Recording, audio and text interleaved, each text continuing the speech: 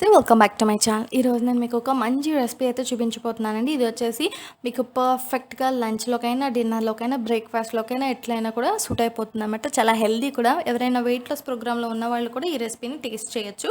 So అలాంటి మంచి recipe, tasty recipe ఏంటి, ఎలా చేయాలి అన్నది ఇప్పుడు మనం చూసేద్దాం. ఈరోజు మన రెసిపీ వచ్చేసి ఈ డ్రై ఫ్రూట్స్ రైస్. ఈ డ్రై ఫ్రూట్స్ రైస్ అనేది చాలా బాగుంటుందండి, చాలా లైట్గా ఉంటుంది.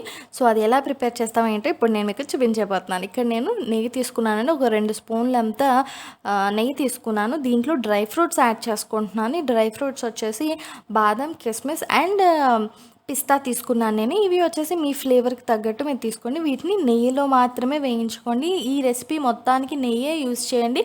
చాలా అంటే చాలా టేస్ట్ బాగుంటుంది. ఆయిల్తో అంత గొప్పగా అయితే ఉండదు, ఓకే, బట్ దీంట్లో అయితే నిజంగా గొప్పగా ఉంటుందన్నమాట. అంత మంచిగా ఉంటుంది టేస్ట్ అన్నది. సో ఇవి కొంచెం అంత సాటేన్ చేశాక, కొంచెం ఫ్రై అయ్యాక ఇప్పుడు దీంట్లో నేను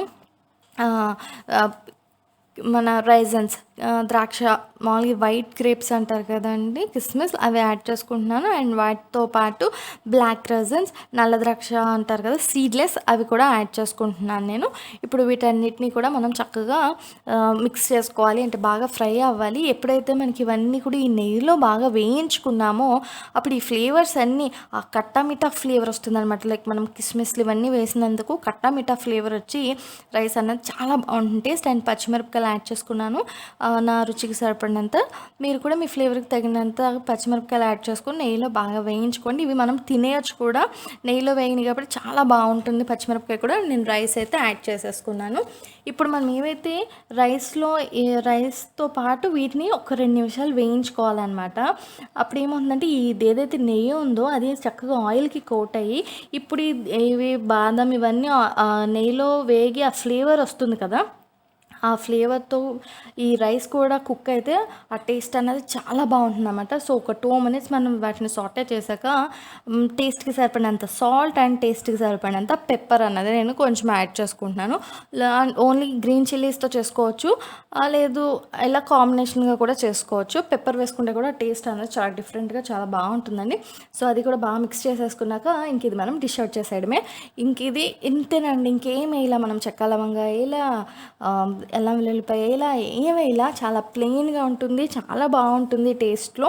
అండ్ చిన్నవాళ్ళైనా పెద్దవాళ్ళైనా ఎవరైనా కూడా చాలా ఇష్టంగా తింటారు. చాలా అంటే చాలా టేస్టీగా ఉంటుంది ఈ రెసిపీ వచ్చేసి. అండ్ ఈ రెసిపీని మనం 2 వేస్లో చేసుకోవచ్చు. ఇది వచ్చేసి ఫస్ట్ వే అనమాట. నేను వెరీ సూన్లీ నా second type of recipe making కూడా మీకు షేర్ చేస్తాను. బట్ రెండు చాలా బాగుంటాయి. 2 డిఫరెంట్ వేస్లో చేస్తానన్నమాట. అప్పుడప్పుడు వేరియేషన్తో ఏ తినాలనిపిస్తే ఆ రకంగా చేస్తూ ఉంటాను. ఇది వచ్చేసి ఫస్ట్ టైప్ అనమాట.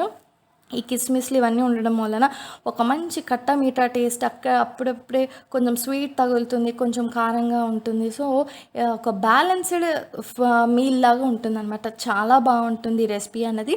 సో మా వీడియోస్ కనుక మీకు నచ్చినట్టయితే please subscribe to our channel and please follow us on Instagram. మన నేమ్ ఆఫ్ వంటింటి షెఫ్స్ కానా. That's all for today. Signing off by వంటింటి షెఫ్స్ కానా.